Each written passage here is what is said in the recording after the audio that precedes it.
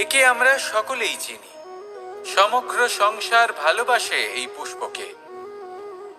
এই ফুল দেখতেও সুন্দর। সবথেকে বেশি গুরুত্বপূর্ণ কথা হলো এর সুগন্ধ, যা দূর দূরান্ত থেকে ব্যক্তিদেরকে আকৃষ্ট করে। এই সুন্দর পুষ্প একটু মন দিয়ে দেখলেই দেখা যায় এর নিচে কাঁটা রয়েছে। এই সংসার বলে, এ প্রকৃতির কেমন রচনা, এত কোমল পুষ্প, এটা কি তীক্ষ্ণ কাঁটা সহ প্রস্ফুটিত হয়? এটাই হলো জীবনের সত্য। আমাদের অন্তরের সদ্গুণ, সেগুলিও এই ফুলের মতোই সুন্দর। সংসার এর সৌন্দর্য দেখতে পায়, এর সুগন্ধ চতুর্দিকে ছড়িয়ে পড়ে।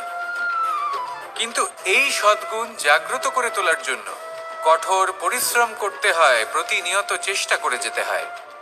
তাই জন্য যদি আপনি জানেন আপনার পথ উচিত কিন্তু তা কাঁটায় পরিপূর্ণ, তাহলে থামবেন না, চলতে থাকুন। একবার যদি অন্তরের সদ্গুণ জাগ্রত হয়, তাহলে এই সংসার এর সৌন্দর্য দেখবে আর সুগন্ধে আকর্ষিত হয়ে আপনার কাছে আসবে। এই মন, এই জীবন প্রসন্ন হয়ে বলবে, রাধা রাধা।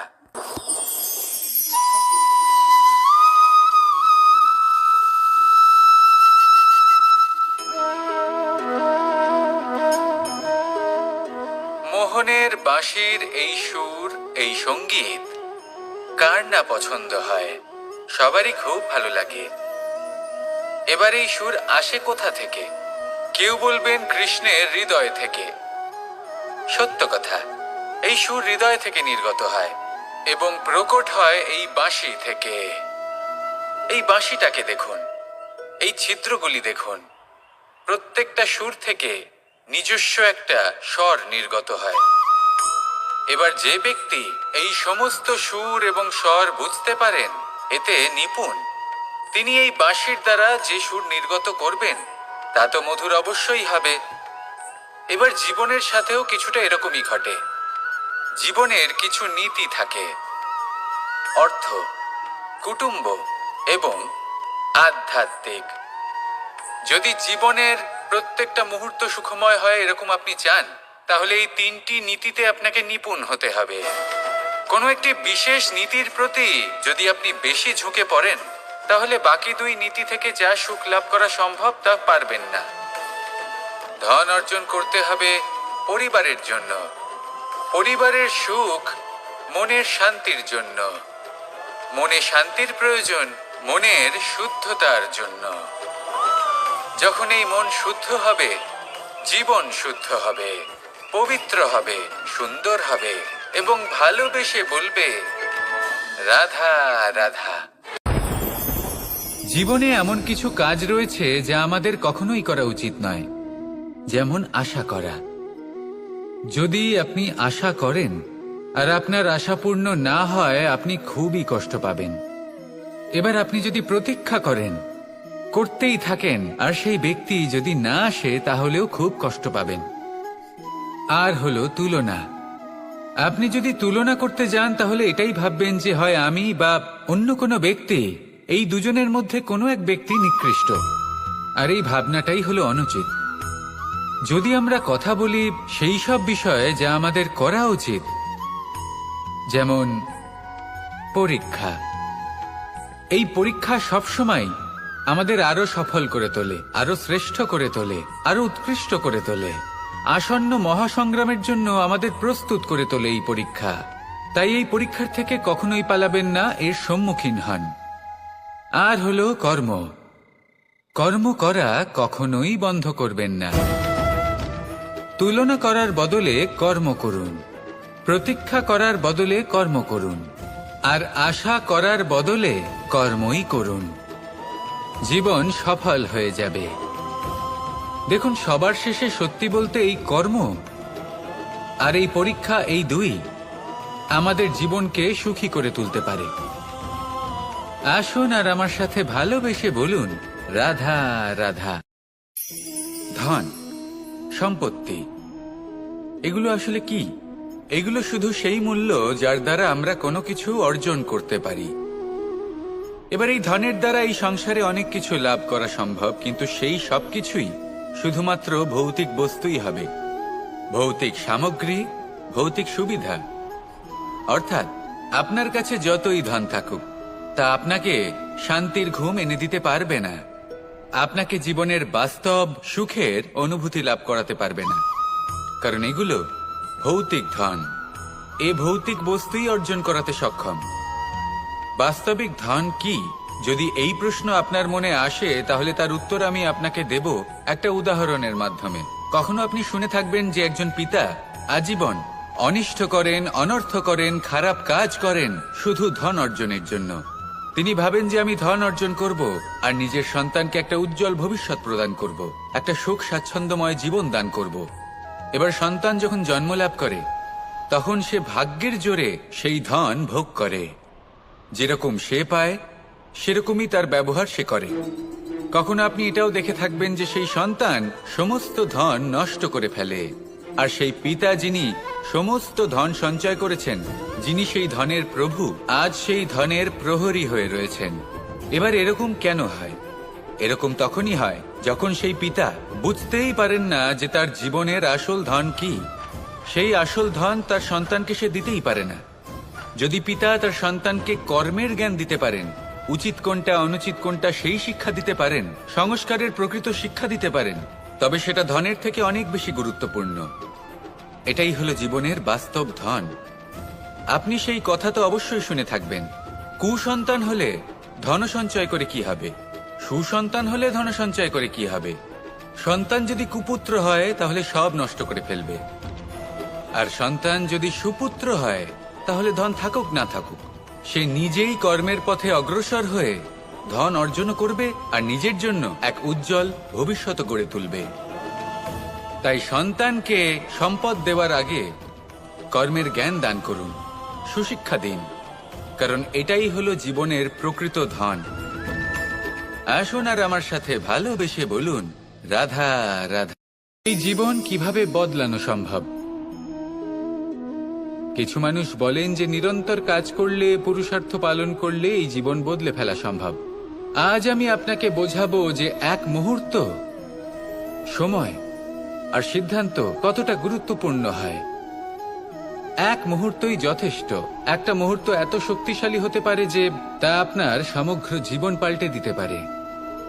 এমন এক সময় ছিল শ্রীরামের কাছে, যখন ওনাকে সিদ্ধান্ত নিতে হয় যে উনি নিজের পিতার আদেশ পালন করতে বনবাসে যাবেন নাকি যাবেন না। উনি সেই আদেশ পালন করেছিলেন, তারপর সময় অনুসারে উপযুক্ত সিদ্ধান্ত নিলেন। আর আজ সকলের মনে বসবাস করেন শ্রীরাম। আর অন্যদিকে আছে রাবণ। ওনার কাছে একটা সময় ছিল, একটা সুযোগ ছিল নিজের প্রারব্ধকে শুভ করে তোলার। উনি ভুল করলেন আর মৃত্যু লাভ করলেন। নির্বাচন সবসময় আপনার হাতে, শুধু আপনাকে সময়কে বুঝতে হবে, সেই মুহূর্তকে বুঝতে হবে আর উচিত সিদ্ধান্ত নিতে হবে, ব্যাস। বুঝতে শিখুন এই সময়ের দাবি কি, বুঝতে শিখুন এই সময়ের ইচ্ছে কি, আর উচিত সিদ্ধান্ত নিন। আর আমার সাথে ভালোবেসে বলুন, রাধা রাধা। মানুষ জন্মগ্রহণ করে, তার সাথে ভয়েরও জন্ম হয়। ছোটবেলা থেকেই আমাদের মনে কোনো না কোনো প্রকারের ভয় থেকেই যায়। কেউ এই বিষয়ে ভয় পায় যে তার কোনো বস্তু তার থেকে দূরে চলে যাবে, কেউ এই বিষয়ে ভয় পায় যে আমি নিজেকে হারিয়ে ফেলব, কেউ এই ভেবে ভয় পায় যে আমার প্রিয়জনেরা তারা যেন আমার থেকে দূরে না চলে যায়, কেউ এই ভেবে ভয় পায় যে আমরা যেন পথ না হারিয়ে ফেলি, আদি ইত্যাদি। কিন্তু সত্যি কথা বলতে, ভেবে দেখুন এই ভয় বাস্তবে কি? শুধুই একটা মনস্থিতি, আর কিছুই নয়। যা কিছু আপনি জীবনে পেয়েছেন তা একদিন আপনাকে হারাতে হবে। এই জীবন হলো আপনারই, কিন্তু তাও একদিন সমাপ্ত হবে। তাই ভয় পেয়ে কি লাভ? এই ভয় শুধু আপনাকে জীবন যাপন করা থেকে বাধা দিচ্ছে, আর কিচ্ছু নয়। পথ হারিয়ে ফেললেই বুঝতে পারবেন যে নতুন পথ কিভাবে বানাতে হয়। কিছু মানুষকে জীবন থেকে হারালে তবেই আপনি বুঝবেন যে আপনার আপনজনকে। এই ভয়ের কারণে ভীত হয়ে থাকবেন না। এই তারা নক্ষত্র অন্ধকারের অভাবে গুরুত্ব হারায়, শিবকেও মহাদেব হবার জন্য বিষ পান করতে হয়েছিল। প্রত্যেক পরিস্থিতি, প্রত্যেক সাফল্য আপনার পরীক্ষা নেবে, তাতে উত্তীর্ণ হওয়া হলো আপনার কর্ম। যখনই আপনি ভয় পাবেন বা সংকটের সম্মুখীন হবেন, তখন সাহসের সাথে তার সম্মুখীন হন। মনে রাখবেন, যে সম্মুখীন হতে জানে, সাফল্য তার সাথে সবসময় থাকে। আসুন আর আমার সাথে ভালোবেসে বলুন, রাধা রাধা। বুদ্ধি আর বিবেকের পার্থক্য কোথায় তা নিয়ে এই সংসার অনেক কিছুই ভাবে। কিছু মানুষ ভাবেন যে এই দুই হলো একই, কিন্তু যদি সত্যি কথা বলি তাহলে এই দুইয়ের মধ্যে একটা অমূল্য পার্থক্য আছে। আর তা হলো এটা, যে বুদ্ধির সম্পর্ক হলো মস্তিষ্কের সাথে, আর বিবেকের সম্পর্ক হলো হৃদয়ের সাথে। যে কোনো বুদ্ধিমান মানুষ কি করেন? নিজের মতন করে এই সংসারকে বদলে ফেলতে চেষ্টা করেন। একজন বিবেকশীল মানুষ কি করেন? নিজের অন্তরকে, নিজের মনকে বদলে ফেলতে চেষ্টা করেন। কারণ মানুষের সংসার এই মনের মধ্যেই বসবাস করে। তাই নিজের বুদ্ধির ব্যবহার অবশ্যই করুন, কিন্তু তাতে বিবেকের লাগামটা অবশ্যই শক্ত হাতে ধরবেন। আসুন আমার সাথে ভালোবেসে বলুন, রাধা রাধা। বনস্পতি ফলনের জন্য আমাদের কিসের প্রয়োজন পড়ে? একটু ধরিত্রীর, একটু পরিশ্রমের, আর একটা বীজের। এবার যদি মানুষের কথা বলি, তাহলে এখানে ধরিত্রী হলো মানুষের এই জীবন, যেখানে মানুষ নিজের ইচ্ছের ফল ফুল ফলন করতে চায়। পরিশ্রম হলো আমাদের কর্ম, আর বীজ হলো আমাদের নির্বাচন। আমাদের বেছে নিতে হবে যে আমরা কি বপন করব, আম নাকি ফণি মনসা। এর মধ্যে আমরা কি পেতে চাই? রসালো ফলের ফলন চাই নাকি কাঁটার ফলন চাই, তা আমাদের উপর নির্ভরশীল। কিন্তু একটা কথা ঠিক, লক্ষ্য যেমনই হোক না কেন, জীবন যেমনই হোক না কেন, যদি আপনি লক্ষ্যের দিকে এগোতে থাকেন, তাহলে কর্মের সাথে খামখেয়ালি আচরণ করতে পারবেন না। যদি আপনি এমন করেন, তাহলে এটা আপনাকে একটা অনুচিত লক্ষ্যে পৌঁছে দেবে, সেটা কিন্তু নিশ্চিত। সবসময় এটা মনে রাখবেন, কর্মের সাথে খামখেয়ালি হবেন, অর্থাৎ কর্মফলও আপনার সাথে খামখেয়ালি হবে। তাহলে নিষ্ঠার সাথে কর্ম করতে থাকুন আর নিজের লক্ষ্যকে প্রাপ্ত করুন। আর আমার সাথে ভালোবেসে বলুন, রাধা রাধা। পরিস্থিতি কখনো এটা ভালো থাকে, আবার কখনো মন্দ হয়ে যায়। কখনো এই পরিস্থিতি আমাদের পক্ষে থাকে, আর কখনো এই পরিস্থিতি অনুযায়ী আমাদের চলতে হয়। কোনো বিকল্প থাকে না। কিন্তু যখনই এই পরিস্থিতি খারাপ হয়ে যায়, তখন কি করা উচিত সেই প্রশ্ন মনে জেগে ওঠে। পরিস্থিতি যখন প্রতিকূল হয়, তখন আমরা কিছু হারালে তা হারিয়ে ফেলি, ঠিক আছে, কিন্তু যা বাকি আছে সেটা আমরা আগলে রাখতে পারি। পরিস্থিতিকে সামলে রাখার চেষ্টা আমরা অবশ্যই করতে পারি, শুধু সেটুকুই আমাদের হাতে রয়েছে।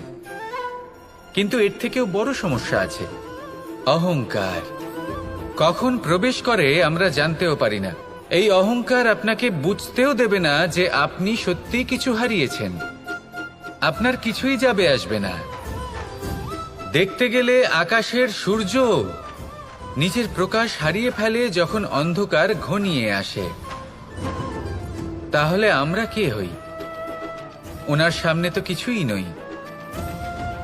এই অহংকার আমাদের দমন করতেই হবে। এটা বিশ্বাস করতে হবে যে এই সমগ্র সৃষ্টিতে আমরা শুধুমাত্র একটা কণা, তার থেকে বেশি আর কিছুই নয়।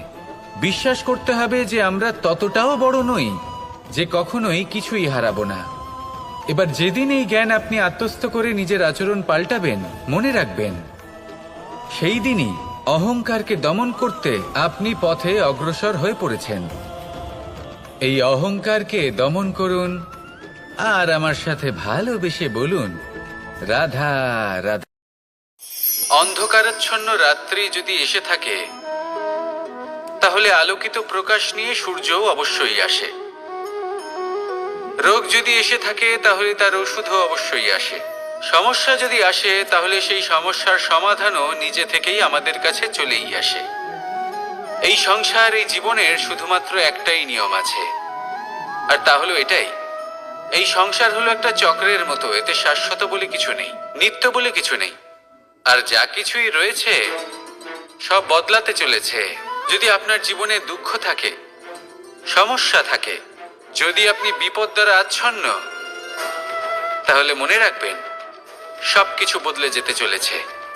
দুঃখের সময় কাঁদবেন না, মনকে আরো দুঃখী করে তুলবেন না, কারণ এখানে যা কিছুই এসেছে তা যাওয়ার জন্যই এসেছে।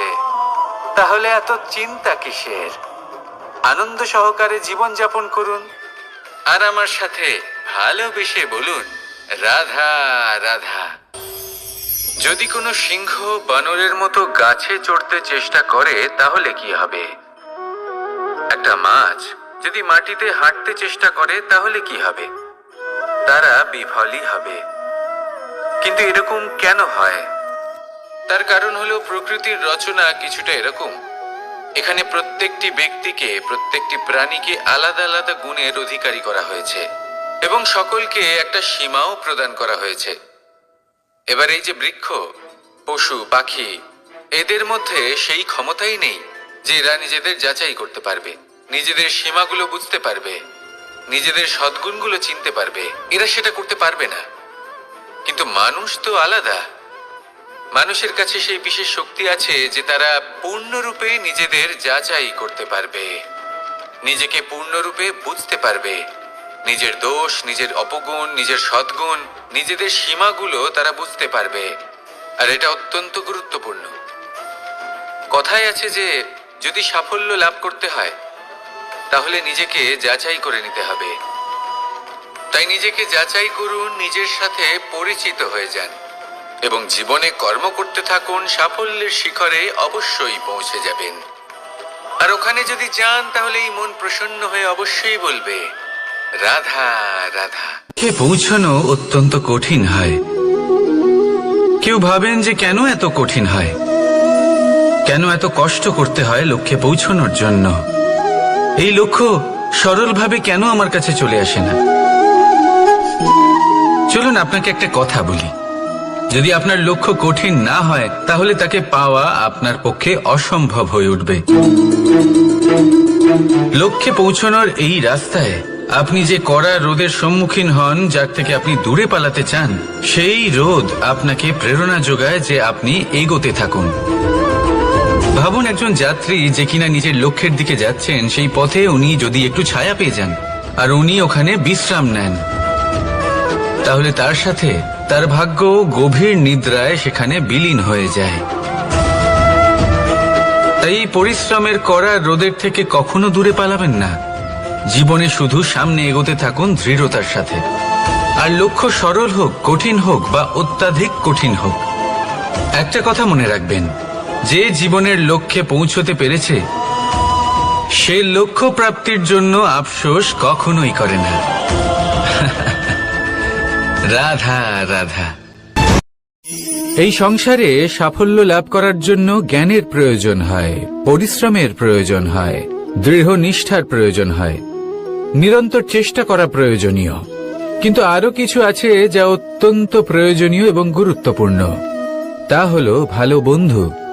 তাদের থাকা অত্যন্ত প্রয়োজনীয়। যদি ভালো বন্ধু থাকে তাহলে সময় এলে তারা ঢাল হয়ে আপনাকে সুরক্ষা করবেন। সময় এলে অস্ত্রের মতো শত্রুকে সংহারও করবেন।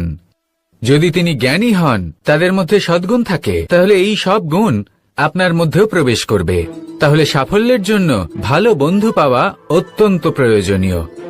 কিন্তু শুধু বন্ধু কেন, ভালো শত্রুও থাকা প্রয়োজনীয়। এবার আপনি ভাববেন, আমি কি বললাম? যদি আপনার জীবনেও ভালো অর্থাৎ শক্তিশালী শত্রু থাকে তাহলে আপনিও শক্তিশালী হতে থাকবেন। এই শত্রু আপনাকে প্রেরিত করবে আরো বেশি শক্তিশালী হয়ে ওঠার। কখনো কোনো হরিণকে দেখুন, তীব্র গতিতে দৌড়তে থাকে। কেন তীব্র গতিতে দৌড়য়? এই কারণে নয় যে কোথাও তার জন্য মধুর ঘাস অপেক্ষা করে রয়েছে, না। সে এই কারণে তীব্র গতিতে দৌড়য় কারণ সেটা না করলে তার পেছনে একটি সিংহ আছে যে ওকে নিজের ভোজন করে ফেলবে। তাই জীবনে বিপদ, সংকট, এই সব কিছুও হলো অত্যন্ত গুরুত্বপূর্ণ। তার সম্মুখীন হতে শিখুন আর আমার সাথে ভালোবেসে বলুন, রাধা রাধা। ধৈর্য, এই ধৈর্য কি কোনো গুণ, কোনো অনুভূতি, কোনো দৃষ্টিভঙ্গি? আমার জন্য ধৈর্য এক বাহন। আপনি হয়তো ভাবছেন এই কেমন বাহন? বাহন তো ঘোড়া হতে পারে, হাতি হতে পারে, উটও হতে পারে, কিন্তু ধৈর্যকে বাহন বানানো মানে? চলুন আপনাকে একটা কথা বোঝাই। পৃথিবীতে এমন কোনো বাহন নেই যে তার আরোহীকে আছড়ে ফেলেনি। সেটা উট হোক বা হাতি হোক বা ঘোড়া হোক, চলতে চলতে কখনো নড়বড় করেই বসে। তারপর সেই আরোহী পড়ে কারোর পায়, তারপর পড়ে তার নিজের নজরে। কিন্তু ধৈর্যরূপী বাহন কখনো কাউকে ফেলে না, কখনো না। না সেই আরোহী কারোর পায়ে পড়ে আর না তো নিজের নজরে। কারণ ধৈর্য আপনাকে বিবেক প্রদান করে, বিবেক আপনাকে পরিকল্পনায় সাহায্য করে, আর পরিকল্পনা প্রদান করে আপনাকে শক্তি, আপনার লক্ষ্যের দিকে অগ্রসর হওয়ার। বুঝলেন? ধৈর্যকে সঙ্গে রাখুন, নিজেকে আরো ধৈর্যশীল করে তুলুন। এই ধৈর্যের সাহায্যে আরোহণ করে দেখুন কিভাবে এই বাহন আপনাকে আপনার গন্তব্যে পৌঁছে দেবে। রাধা রাধা।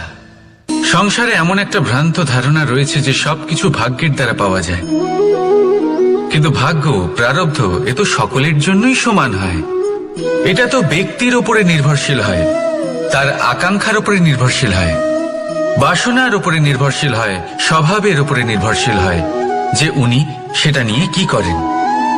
দেখুন, এই প্রসাদ কিন্তু সকলকেই দেওয়া হয়, কিন্তু তা গ্রহণ করবেন কিভাবে সেটা ব্যক্তির উপরে নির্ভর করে। আপনাকে এক উদাহরণ দিই। যেমন ধরুন, দুজন মানুষকে আমি একটা করে মাটির ডেলা দিলাম, সেটা নিয়ে তারা কি করবেন? একজন মানুষ তার ছোট ছোট ডেলা বানাবেন আর পথযাত্রীদের ওপরে ছুঁড়ে মারবেন, হাসি ঠাট্টা করবেন, তাদের বস্ত্র নোংরা করে দেবেন, সেটাতেই উনি আনন্দ পাবেন। অন্যদিকে দ্বিতীয় ব্যক্তি সেই মাটির ডেলা দিয়েই নিজের জন্য একটা কুঁড়ে ঘর বানাবেন। সেই কুঁড়ে ঘর যা রোদেতে, বৃষ্টিতে, ঝড়ে তাকে সুরক্ষিত রাখবে। অনুভূতি, এই অনুভূতি বদলাতে শিখুন। এই অনুভূতি অত্যন্ত গুরুত্বপূর্ণ। ভালোবাসাতেও এই অনুভূতি হলো অত্যন্ত গুরুত্বপূর্ণ। ভালোবাসা সে বন্ধুর সাথে হোক, মা বাবার সাথে হোক, ভাই বোনের সাথে হোক, স্ত্রীর সাথে হোক, যে কারোর সাথে হোক। মনে রাখবেন, এই হলো সেই অনুভূতি যা আপনার ভাগ্য নির্ধারণ করে থাকে। তাহলে আসুন আমার সাথে প্রেমের অনুভূতি নিয়ে বলুন, রাধা রাধা। লক্ষ্য, পথ আর সাফল্য, এই তিনটেই একে অপরের সাথে জড়িত, কিন্তু অনেকবার মানুষ এদের ঠিকভাবে বুঝতে পারেন না। তারা ভাবেন যে যেরকম লক্ষ্য হবে সেরকমই পথ হবে, সেই মতোই লক্ষ্য কঠিন হলে পথ কঠিন হবে, লক্ষ্য সরল হলে পথও সরল হবে। যদি আপনাকে আসল সত্যের সাথে অবগত করাই, তাহলে দেখবেন সবকিছুই এর উল্টো।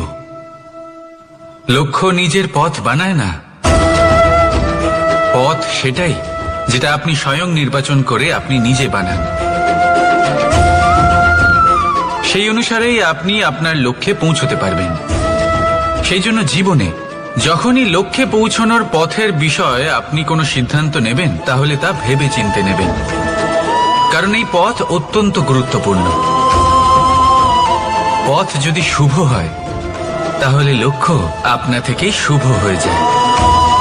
তাহলে আসুন আমার সাথে ভালোবেসে বলুন, রাধা রাধা। ভাগ্য আর কর্ম, এই দুই এমন শব্দ যাকে ঘিরে সমগ্র সংসার। কেউ বলে আমার ভাগ্যে এটা ছিল না, যা পেলে আমার জীবন অন্যরকম হতো। কেউ বলে আমার গত জন্মের কর্ম নিশ্চয়ই এমন ছিল, যে কারণে এই জন্মে এরকম ভাগ্য পেয়েছি আমি। এসব বাদ দিন আর একবার শান্ত চিত্তে ভাবুন। আপনি বুঝতে পারবেন যে ভাগ্য আর কর্ম এই দুই এই জন্মের। তফাৎ শুধুমাত্র এটাই যে যদি ভাগ্যের কথা বলা হয় তাহলে আপনি এই ভাগ্যের থেকে যত বেশি আশা করবেন তত বেশি নিরাশ হবেন আপনি। কারণ এই আশা আপনাকে কর্ম করা থেকে আটকায়। যদি কথা বলা হয় কর্মের, তাহলে নিজের কর্মের প্রতি যত বিশ্বাস রাখবেন তত বেশি সফলতা আপনার কাছে আসবে। তাই একটা কথা মনে রাখবেন, ভাগ্য আপনার কর্ম নির্ধারণ করে না, কিন্তু আপনার কর্ম আপনার ভাগ্যকে অবশ্যই নির্ধারণ করে। রাধা রাধা নাম কত সাধারণ একটা বিষয়। প্রত্যেক মানুষ যে জন্ম নেয় তাকে একটা নাম দেওয়া হয়, যা সে পেয়ে থাকে তার মাতা পিতার দ্বারা, না হলে তার গুরুর দ্বারা, বা কোনো আত্মীয়ের দ্বারা, বা কোনো কাছের মানুষের দ্বারা। এই নামের সাথেই সে আস্তে আস্তে বেড়ে ওঠে। কিন্তু এটাই কি সেই নাম? এই নামই কি সবকিছু? কখনোই নয়। একটা নাম সেটা যা আপনি জন্মের সময় লাভ করেন, যে নামে আপনি কর্মের পথে অগ্রসর হন। আরও একটা নাম সেটা যা আপনি আপনার কর্মের দ্বারা অর্জন করেন, আর এই নামেই আপনাকে সবাই যুগ যুগ ধরে মনে রাখে। আপনার আসল নাম সেটা নয় যা আপনাকে জন্মের সময় দেওয়া হয়েছিল। আপনার আসল নাম সেটা যেটা আপনি আপনার কর্ম দ্বারা লাভ করেছেন। কারণ সেই লাভের পেছনে প্রচুর প্রয়াস লুকিয়ে থাকে, অনেক পরিশ্রম লুকিয়ে থাকে। কিন্তু যদি আপনি চান যে মানুষ আপনার নাম মনে রাখে, তাহলে আপনাকে কর্মের পথে অগ্রসর হতেই হবে। শুভ কর্ম করতে হবে, অনর্গল চেষ্টা করে যেতে হবে, মহান কাজ করতে হবে। আর বিশ্বাস করুন, আপনি একটা মহান নামের ফল অবশ্যই লাভ করবেন। রাধা রাধা। আমি এখানে একা এই বনে বসে আছি, বাঁশি বাজাচ্ছি। কার জন্য? কে আছেন এখানে? কেউ নেই। আমার প্রজা, আমার রাজ্য, আমার পরিবার আমার থেকে অনেক দূরে আছেন। আমি এখানে একা এই বনে বসে এই আকাশের এই রঙের, গাছের এই সব ফলের, মাটির সুবাসের আনন্দ উপভোগ করছি। কেন? আমি হলাম দ্বারকাধীশ। এমন কি রাজকীয় বা ভৌতিক সুখ রয়েছে যে আমি ওখানে পেতে পারি না? সবকিছুই পেতে পারি, তাও এখানে বনে একা বসে আছি। কোন সুখ খুঁজে চলেছি? একা থাকার সুখ।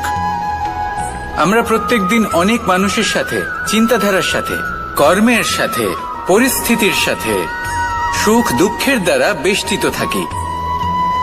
জীবনের এই চক্রে আমরা জড়িয়ে পড়তে থাকি। যতই আমরা এই সমস্যার সমাধান করি, আমরা ততই এতে জড়িয়ে পড়ি। আমরা এতটাই জড়িয়ে পড়ি যে যখন আমরা আয়নায় নিজেদের দেখি, তখন আমরা নিজেদের চিনতেই পারি না। এমন মনে হয় যেন আমরা নিজেদের হারিয়ে ফেলেছি।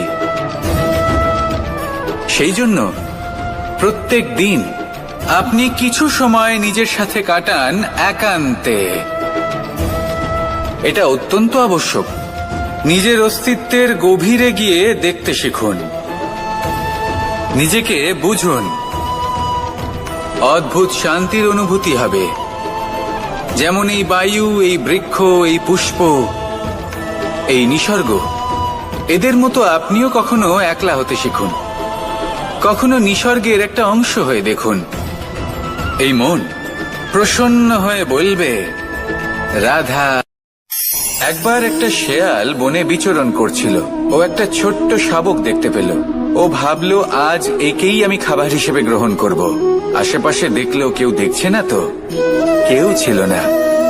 আর সেই শাবকের ওপর আক্রমণ করল, যা হলো একটা ঘোর অপরাধ। বনের নিয়ম অনুসারে আপনি কখনোই শাবকের ওপর আক্রমণ করতে পারেন না।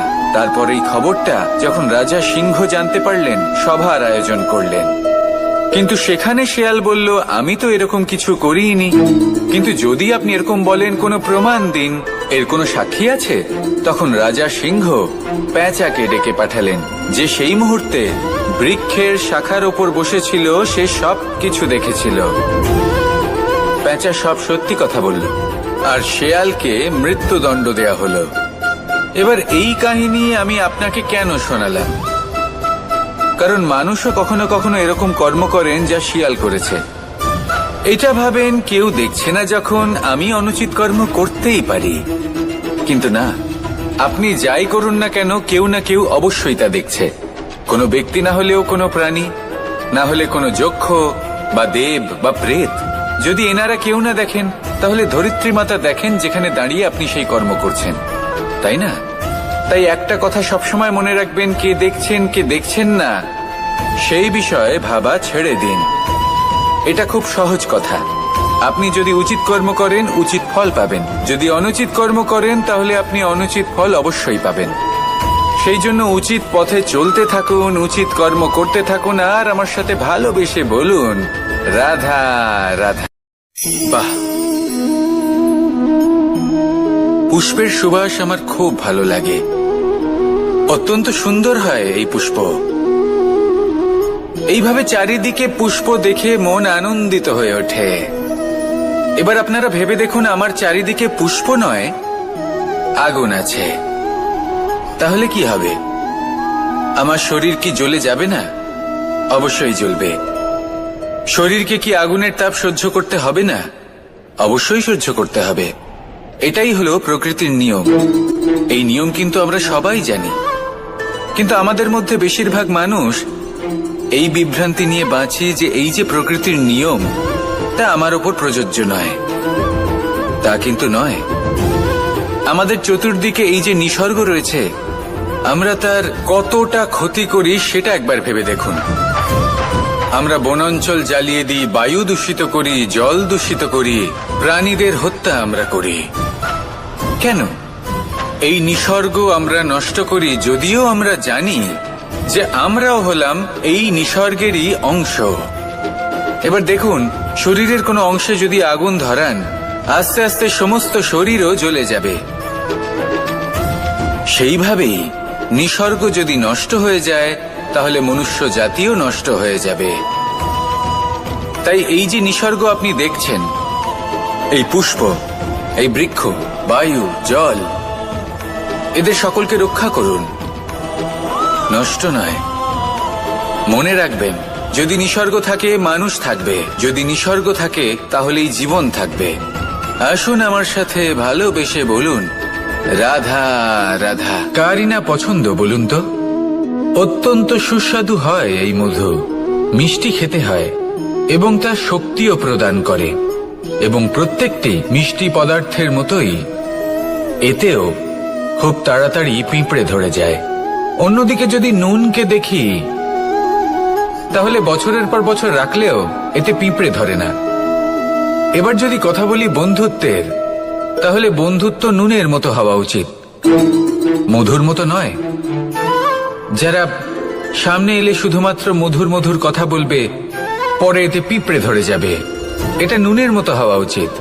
প্রকৃত বন্ধু হলো সে যে সময় এলে পরে আপনার সামনে আপনার প্রকৃত সত্য তুলে ধরবে, তা সে যতই কঠিন হোক না কেন। আপনার দোষ, আপনার অপগুণ, আপনার খামতি আপনাকে বলতে পারবে, যাতে আপনি সেগুলো শুনে মেনে নিয়ে তারপর নিজেকে শুধরোতে পারেন। এটাই হলো প্রকৃত বন্ধুত্ব। কখনো নিজের জীবনের আশেপাশে মন দিয়ে দেখবেন, অনেক সময় এমন মানুষ থাকেন, অনেক বন্ধু থাকেন যাদের দেখে আমাদের মনে হয় যে এনারা খুব কঠোর, এনাদের কথা খুব কটু। কিন্তু বেশিরভাগ এমন মানুষের মনটা যদি বুঝতে পারেন তাহলে দেখবেন তাতে কোনো মালিন্য নেই, এনাদের মন অত্যন্ত পবিত্র হয়। যদি আপনার জীবনেও এমন কোনো ব্যক্তি থেকে থাকে, এমন বন্ধু থাকে, তাহলে তাদের আগলে রাখুন আর আমার সাথে ভালোবেসে বলুন রাধা রাধা। যতক্ষণ আমরা এই সংসারে জীবিত ততক্ষণ আমাদের সাথে সবকিছু থাকে, আমাদের ধন, সুখ স্বাচ্ছন্দ্য, আমাদের মিত্রগণ, আমাদের পরিবার, এই সমাজ, এই সবকিছু আমাদের সাথে থাকে। যেদিন আমরা এই সংসারকে ত্যাগ করব, এদের মধ্যে কেউ আমাদের সাথে যাবে না, না ধন, না স্বাচ্ছন্দ্য, না সম্পত্তি। এই সকল মানুষ, এই সমাজ, এরা শুধুমাত্রই শ্মশান পর্যন্ত আমাদের সাথে থাকতে পারবেন। তারপরে যদি আমাদের সাথে কিছু যেতে পারে তাহলে তা শুধুই আমাদের ধর্ম। আর এই সংসারে আমরা নিজেদের যে সুনাম রেখে যাই সেটা সম্ভব শুধুমাত্র কর্মের দ্বারা। সেই জন্য সংসারে যতদিন পর্যন্ত জীবিত আছেন, যদি কিছু অর্জন করতে চান তাহলে ধর্ম অর্জন করুন, ধর্মের বিষয়ে স্পষ্টতা অর্জন করুন এবং কর্ম অর্জন করুন। এটাই হবে আপনার অতীত এবং এটাই হবে আপনার ভবিষ্যৎ, এবং এটাই সকলকে প্রেরণা প্রদান করবে। আসুন আমার সাথে ভালোবেসে বলুন, রাধা রাধা। যখনই কোনো যাত্রায় যাব বলে মনে করি, তখনই আমরা প্রস্তুত থাকি আসন্ন বিপদের জন্য বা সংকটের জন্য। যেমন যদি আমাদের মনে হয় যে আজকের পরিবেশ খুব ঠান্ডা হবে, তাহলে আমরা গরম বস্ত্র ধারণ করি বা সেটাকে সাথে নিয়ে যাই। যদি মনে হয় যে বৃষ্টি হতে পারে বা বৃষ্টি হয়ে চলেছে, আমরা দেখছি, তাহলে আমরা একটা ছাতা সাথে নিয়ে নিই। আমরা প্রস্তুত থাকতে চাই এবং এটাই উচিত, এবং সেই কারণেই আমরা যাত্রায় সাফল্য লাভ করি। কিন্তু যদি আমরা কথা বলি জীবনযাত্রা নিয়ে, যা কিনা সব থেকে বেশি গুরুত্বপূর্ণ, তাহলে তার জন্য আমরা পূর্ণরূপে প্রস্তুত থাকি না। আশেপাশের মানুষ, এই সমাজ, আমাদের সাথী, আমাদের মিত্ররা যে কোনো মুহূর্তে বদলে যেতে পারেন। সেই জন্য আমরা নিজেদেরকে কখনো সাবধান করি না, কখনোই নিজেদের প্রস্তুত করি না। আমাদের এটা কখনোই মনে হয় না যে এরকম হতে পারে, আর সেই কারণেই শেষে গিয়ে আমরা অত্যন্ত দুঃখ পাই। একটা অমূল্য শিক্ষা আছে যেটা আমাদের লাভ করা উচিত, সতর্ক থাকা উচিত। এই জীবনযাত্রার জন্য শুধুমাত্র এই পরিবেশের বিষয়ে তথ্য সংগ্রহ করা বা তাকে অনুমান করা, এটুকু হলেই চলবে না। আমাদের আশেপাশের মানুষজনকে দেখতে হবে, তাদের স্বভাব পরিস্থিতির ওপর নজর রাখতে হবে। যখন তারা রং পাল্টাচ্ছেন, নজর রাখতে হবে, তা অত্যন্ত আবশ্যক। পরিবর্তন আপনার জীবনে অবশ্যম্ভাবী, সঠিকভাবে তার সম্মুখীন হন। আসুন আমার সাথে ভালোবেসে বলুন, রাধা।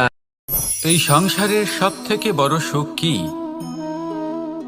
কেউ বলবেন নিজের লক্ষ্য প্রাপ্ত করা, কেউ বলবেন ধন উপার্জন করা, কেউ বলবেন নিদ্রাই সব থেকে বড় সুখ, কেউ বলবেন রাজ্য লাভ করা, আবার কেউ বলবেন মাতার হাত থেকে খাবার খাওয়া, আদি ইত্যাদি। কিন্তু যদি সত্যি কথা বলি, এই সংসারের সব থেকে বড় সুখ হল সেবা করা। কখনো কাউকে সেবা করে দেখুন।